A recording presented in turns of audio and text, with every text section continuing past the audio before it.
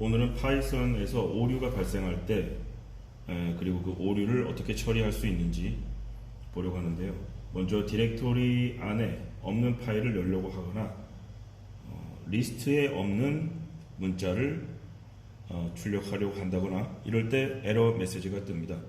각각의 에러 메시지가 있고 가령 파이썬을 활성화시켜서 산하기 0을 하면 이렇게 제로 디비전 에러라는 게 뜹니다. 그러면 파이썬에서는 try except 이거는 그 파이썬에서 내재된 그 인스트럭션이기 때문에 뭐 본인이 만드는 게 아닙니다. 그냥 암기하는 거죠. try 하고 콜론을 항상 적어야 되고 그냥 산하기 0이다. except 이 제로 디비전 같은 그 복합어에서는 항상 시작하는 것을 이렇게 대문자로 적어줘야 됩니다. 제로 디비전 에러 as e 뭐 이런 식으로 해서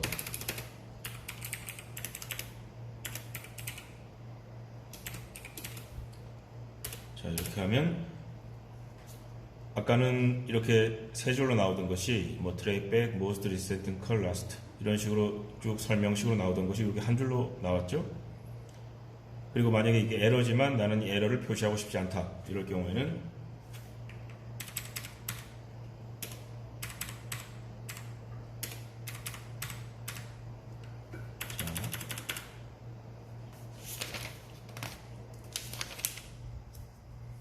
이렇게 하고 이렇게 하면 패스라는 걸 적어주면 자 이렇게 파이썬으로 들어왔을 때 아무런 에러 메시지가 안 뜨죠.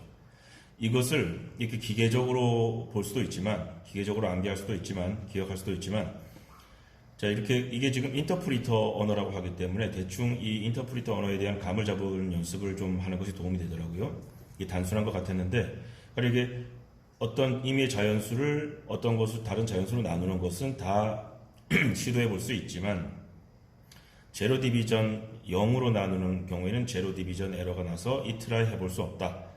이런 식으로 이걸 해석해 볼 수 있어요. 그러면 이게 뭐 as e라고 했지만 e가 아니어도 되고 여기다 뭐 n이라고도 할 수도 있고 여기다가 그러면 여기다가 n을 쓰면 되고 자, try 4 나누기 3 같은 경우에 디비전 에러 뭐 as n이라고 해볼까요? 그리고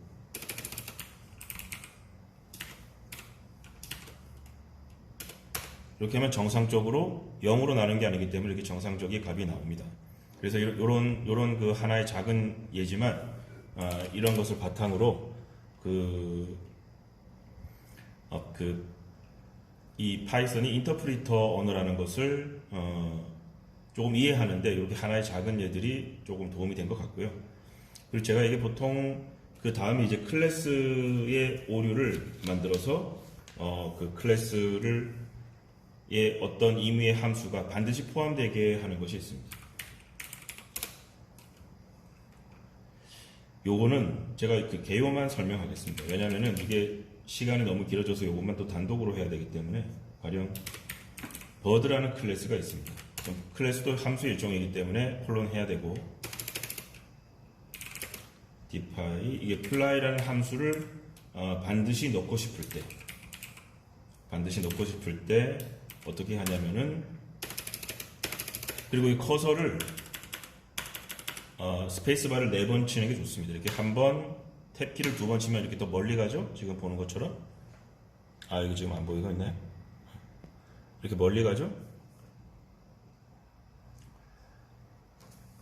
자, 탭키를 2번 치면 이렇게 멀리 갑니다. 그렇기 때문에 스페이스바를 8번 치는 것이 안전하게 좋고 raise라는 그 인스트럭션, 명령어, 컴퓨터 명령어를 입력해서 not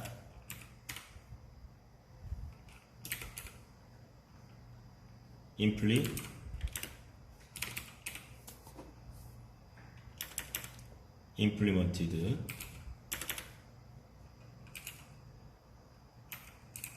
not implemented error 이렇게 not implemented error 그러니까 implement가 뭐 끌어와서 쓰다, 그러니까 그 적용하다 이런 거기 때문에 적용하지 않았을 때 에러를 가져와라. 이렇게 해서 먼저 명령을 하나, 그 클래스를 하나 끌어온 다음에 그 다음에 치면 만약에 그 공식이 빠지면 fly이라는 공식이 빠졌을 때 이 not implemented error 같은 그거를 이게 뜨면서 당신이 지금 요거를 누락했다라는 것을 알 수 있게 해주는 거죠. 그래서 이런 거는 이 교재를 보면은 지금 이게 다 그 어떤 대화 단어를 통해서 대화를 하고 있지 않습니까? 클래스 해서 클래스를 만들어주고 fly라는 그 단어를 정의를 내려서 그 공식을 만들어주고 그리고 만약에 그게 빠졌으면은 이런 것을 그 표현해줘라, 가져와라 이런 식으로 다 이렇게 그 대화 형식으로 지금 그 언어를 짜고 있는 게 저도 이제 알게 되 조금씩 이렇게 감을 잡아가고 있는 것 같습니다. 그래서 예전에는 제가 사실은 지금 보시는 이 프롬프트라는 환경을 잘 그 생소하게 느끼시는 그 윈도우부터 쓰신 분들은 요걸 좀 생소할 거예요. 이게 뭔가. 이제 제가 뭐 중학교 때 처음 컴퓨터를 조금 사용했었는데 그때 이제 뭐 게임 하는 걸 좋아가지고 컴퓨터 가지고 이제 그때 트라이젠 컴퓨터였어요. 그 트라이젠 컴퓨터 가지고 삼보 트라이젠 게임도 많이 하고 이랬는데 그때는 이 컴퓨터를 구매하면은 MS-DOS 매뉴얼을 줬습니다. 그것도 아주 그 종이가 아주 코팅이 되어 있는 한 장 한 장 거의 코팅이 되는 아주 품질이 좋은 걸로 매뉴얼이 따라왔었고 MS-DOS라는 매뉴얼이 따라왔었고 그리고 컴퓨터 책상도 원목 책상을 줬습니다. 그 당시에.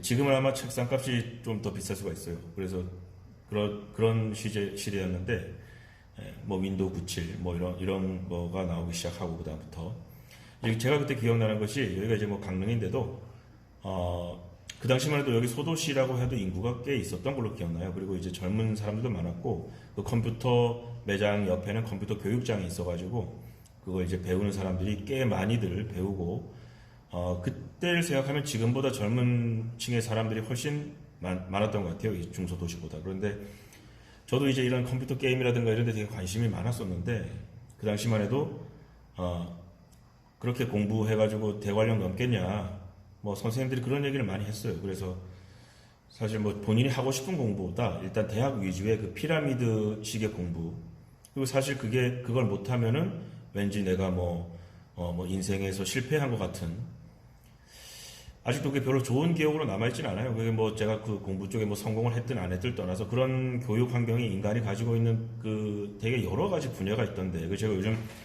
어떻게 그 공부를 하다 보니까 철학하고 뭐 종교 그리고 역사 이런 걸 좀 보다 보니까 이게 인간의 두뇌가 이렇게 맡고 있는 영역이 굉장히 세분화가 되어 있더라고요.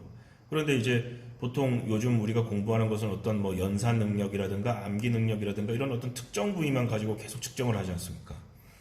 그래서 그거에 특화된 피라미드식 교육으로 인해서 그리고 또 서울로 그 서울에 있는 대학을 가지 않으면 마치 무슨 뭐 실패한 것처럼 그런 교육 환경에서 중고등학교를 보낸 기억이 나는데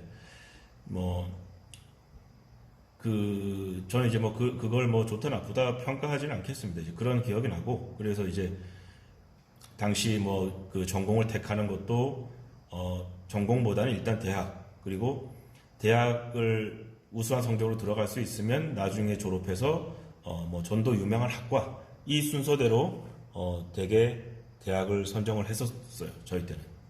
10중 8구, 10중 9 이상 그렇게 했었죠. 저는 지금도 생각나는 게 여기 그 당시 제가 중학교 때 그 컴퓨터 매장이 지금 컴퓨터 가게 같지 않아요. 컴퓨터 학원처럼 돼 있으면서 교육장이 있고 컴퓨터도 판매하고 막 그랬던 걸로 기억이 나는데 그 컴퓨터실에 들어가면은 그 컴퓨터 냄새 같은 게 나요. 그 기계 냄새 같은 게 이렇게 나는데 그게 참 좋았던 곳으로 기억이 나요.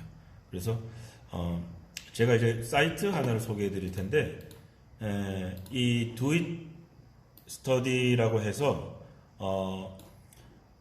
이걸 이제 네이버 카페로 검색해 보시면은 이런 그게 나오고 여기에 이제 그 관련 도서와 관련 유튜브 교육 영상들이 있습니다. 그래서 전공을 하시는 분들이 만든 영상들, 그리고 지금 제가 이걸 해보니까 5분 이렇게 해가지고 되지도 않고 1시간 이상 공부를 해야 조금씩 진도가 나갈 겁니다, 아마. 그래서 관심 있으신 분들은 이런 곳에 가셔서 공부하시는 자료를 찾아서 공부하시면 보다 수월하게 공부하실 수 있으리라고 봅니다.